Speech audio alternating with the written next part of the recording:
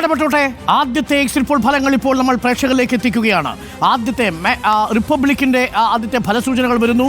റിപ്പബ്ലിക്കിന്റെ ഫലസൂചന പ്രകാരം Indian national Congress അധികാരത്തിലെത്താനുള്ള സാധ്യതയുണ്ട് എന്നാണ്. 55-ലധികം സീറ്റുകൾ, 55 മുതൽ 62 സീറ്റുകൾ വരെ ഹരിയാനയിൽ ഇന്ത്യൻ നാഷണൽ കോൺഗ്രസിന് നേടാൻ സാധിക്കും. Sweeping victory. Bhupinder Hooda is the captain എന്നാണ് റിപ്പബ്ലിക്കിന്റെ സർവേ ഫലങ്ങൾ ഇപ്പോൾ വരുന്നത്.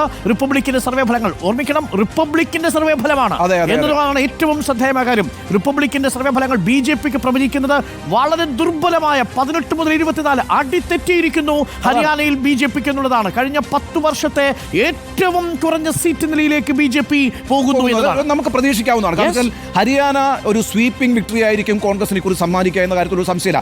ഒരു കാരണവശാലും ഹരിയാനയ്ക്ക് ഏതെങ്കിലും നിലവാരത്തിൽ BJPയെ സപ്പോർട്ട് ചെയ്യാൻ ഇപ്രാവശ്യം കഴിയില്ല. കാരണം അരുൺ, നമ്മൾ നേരത്തെ വിശകലനം ചെയ്തതുപോലെ ഈ പറയുന്ന കാർഷിക സമരം മുഴുവൻ നടന്നത് ഹരിയാനയിലാണ്. ഡൽഹി ഹരിയാന ബോർഡറിലാണ് ഈ പറയുന്ന കർഷകരെ മുഴുവൻ തടഞ്ഞുകൊണ്ട് നരേന്ദ്രമോദി സർക്കാർ അവിടെ ലാത്തി ചാർജ് ഉണ്ടാക്കി, അവിടെ എന്തെല്ലാം പ്രശ്നങ്ങൾ ഉണ്ടാക്കി.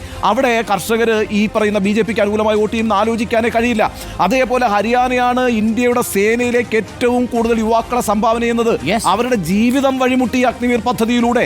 അതേപോലെ തന്നെയാണ് ഓരോ ഈ നേരത്തെ പറഞ്ഞ ഗുസ്തി കുടുംബങ്ങൾ, ഈ വിനേഷ് ഫോഗട്ട് എന്ന് പറയുന്ന ആളൊക്കെ നടത്തിയിട്ടുള്ള പോരാട്ടം ചെറുതാണ്. വിനേഷ് ഫോഗട്ട് തന്നെ നേരിട്ട് ജുലാനിയിൽ മത്സരിക്കാൻ ഇറങ്ങുമ്പോൾ സ്വാഭാവികമായി BJPക്കെതിരെ ബ്രിജ്ഭൂഷൺ സിംഗിനെതിരെയുള്ള ശക്തമായ വിധിയെഴുത്തായി മാറുമെന്ന് ഇപ്പോൾ റിപ്പബ്ലിക്കിന്റെയും മാട്രിക്സിന്റെയും എക്സിറ്റ് പോൾ ഫലങ്ങൾ പറയുന്നു. BJP 18 മുതൽ 24 വരെ സീറ്റുകൾ നേടിയേക്കാം.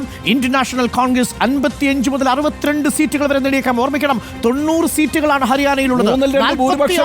അത്ഭുതപ്പെടാനില്ല. വെറും 46 സീറ്റുകൾ മതി ഭൂരിപക്ഷത്തിന്. ഇപ്പോൾ എക്സിറ്റ് പോൾ ഫലങ്ങൾ റിപ്പബ്ലിക് മാട്രിക്സ് എക്സിറ്റ് പോൾ ഫലങ്ങൾ പ്രകാരം ഭൂപീന്ദർ ഹൂഡയ്ക്ക് 62 സീറ്റുകൾ വരെ പരമാവധി ലഭിക്കാം.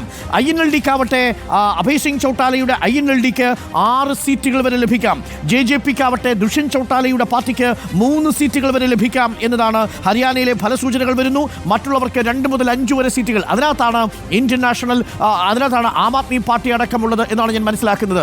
നിലവിൽ ഈ ഇന്ത്യൻ നാഷണൽ കോൺഗ്രസിന് ഒരു സ്വീപ്പിംഗ് വിക്ടറിയാണ് ഇപ്പോൾ ആദ്യ ഫലസൂചന പ്രവചിച്ചിരിക്കുന്നത്. സഖ്യത്തിന്റെയും ആവശ്യമില്ലാതെ ഒറ്റയ്ക്ക് കേവല ഭൂരിപക്ഷം നേടി കോൺഗ്രസിന് ഹരിയാനയിൽ സർക്കാർ ഉണ്ടാക്കാൻ കഴിയുമെന്നാണ് റിപ്പബ്ലിക്കിന്റെ എക്സിറ്റ് പോൾ നമുക്ക് മനസ്സിലാക്കേണ്ടത്. സ്വാഭാവികമായിട്ടും INLD-യെ പോലെയും JJP-യെ പോലുള്ള പാർട്ടികൾ ഇനി ഇപ്പോൾ പിന്തുണ നൽകാൻ വേണ്ടി വരികയാണെങ്കിൽ തന്നെയും അത് കോൺഗ്രസിനായിരിക്കുമെന്ന കാര്യത്തിൽ ഏറ്റവും വലിയ സിംഗിൾ ലാർജസ്റ്റ് പാർട്ടി ആയിട്ട് വരാൻ പോകുന്നത് കോൺഗ്രസ് ആണ്.